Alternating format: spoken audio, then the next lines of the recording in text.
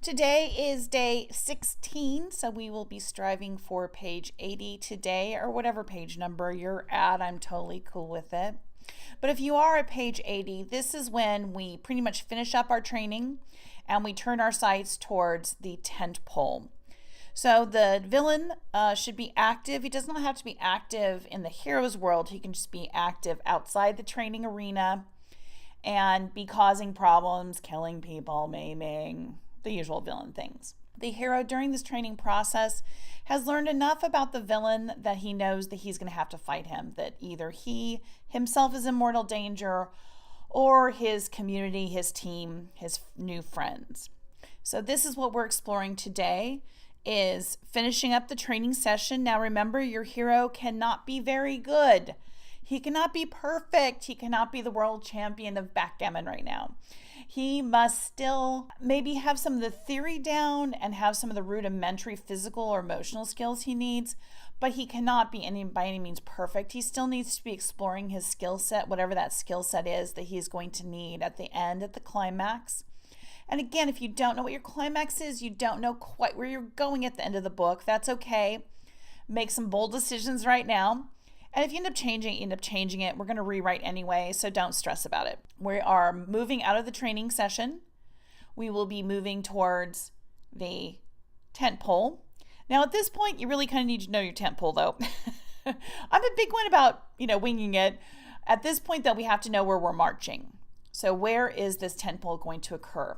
In Fault of Our Stars, it was Amsterdam. The whole being in love and bonding and having this really romantic trip to go to Amsterdam, and there were obstacles in the way. At first she didn't think she could go. They have the meeting with the doctors, no, you can't go. So a lot of resistance to the tent pole and the goal. Now this is something that she really wants. This is like another opportunity, but it's something that she really wants. She's not fighting against it, kind of her environment is. And again, there's 14 million ways to get to the tent pole. You can have the world fighting the tent pole, you can have the hero fighting the tent pole, you can have the hero and the world wanting the tent pole. Again, it's whatever you want. The tent pole should be, though, a major action piece. And just like I said, a soft, new adult, tragic romance has a massive tent pole in it. So for all you out there that's like, no, I'm not writing a thriller, I don't need a tent pole. Yes, you do. In a mystery, you need a tent pole. Usually in a mystery, you are going after the the red herring, that we think we know who it is, and then we bust them, and then they may die, we may kill them during this. I mean, this may be bad, and it turns out that person was not the killer. In a thriller, this is usually a major action set piece where for really the first time, and this is really any of this, is the first time that we really meet the villain face to face. Now, we may have met the villain face to face before. That's okay. But many times, Fault of Our Stars, okay, maybe this is the topic, secondary villains. In Fault of Our Stars, the villain is really cancer and death. That is who the overarching villain is. However, during the tent pole, there is a personification of the villain in the writer, who is very mean to them and cruel and forces them to grow. So there can be and like with me, I had sharks in Salici and the Apex Predator thrillers. The sharks are the enemy, but in each of those books, I have a personification, a human outreach of a villain. They are working against the hero. They are pushing the hero. They are pushing the hero's buttons. Because really, we need a person usually. Jurassic Park, we have the villain.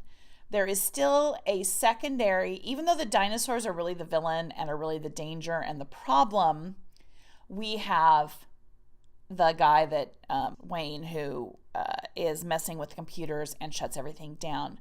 So there is a physical, human manifestation of villainy. You can't just have the weather or an animal or a creature, and this occurs in horror. Usually there's a member of the group that's being a jerk. That is the personification of the villain. Even if we're fighting ghosts, we usually have someone in the group who is being a pain in the ass. I was just watching Resident Evil the other day. There's still someone in the group, the movie producer, I can't remember, Apocalypse or one of those. There's still a member of the group who is acting in a villainous way and is acting against the hero's best interest.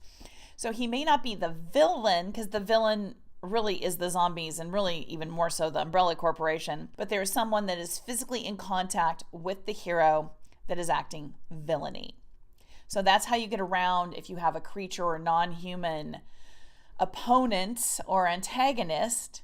We normally have some form of human antagonist that may not be the overarching villain and problem and danger, but is there to kind of do some human things, because we need some human poking at the heroes to make them move and to do things. Now, normally at the darkest moment, it is the true villain, cancer, sharks, dinosaurs, that come forward, because of course they were started first. Usually the secondary villain is secondary, so he comes in later.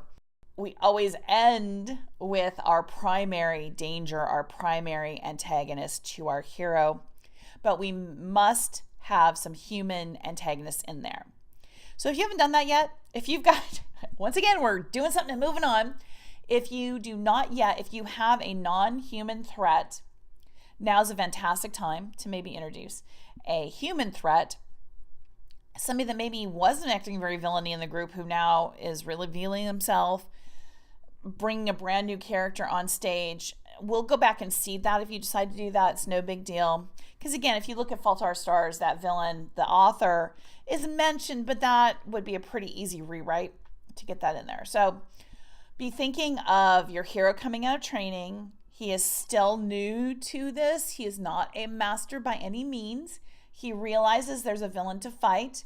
They are now on the road to the tent pole. That may be a physical road. They may have to go somewhere for this tent pole. The villain may be coming to them, so they're preparing for a siege.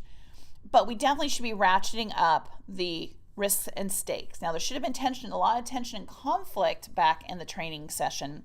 But now we need to bring back the risks and stakes, kind of the world, community, personal stakes. The villain usually is much more aggressively on the page at this point, unless you plan to introduce him at the tent pole. The hero is well aware of the villain and who he is. He may have already met the villain, but our first real conflict with the villain will be during the tent pole. So that is what we're going to be working on for the next few days, is the road to Damascus, the road to the tent pole. And I will see you tomorrow.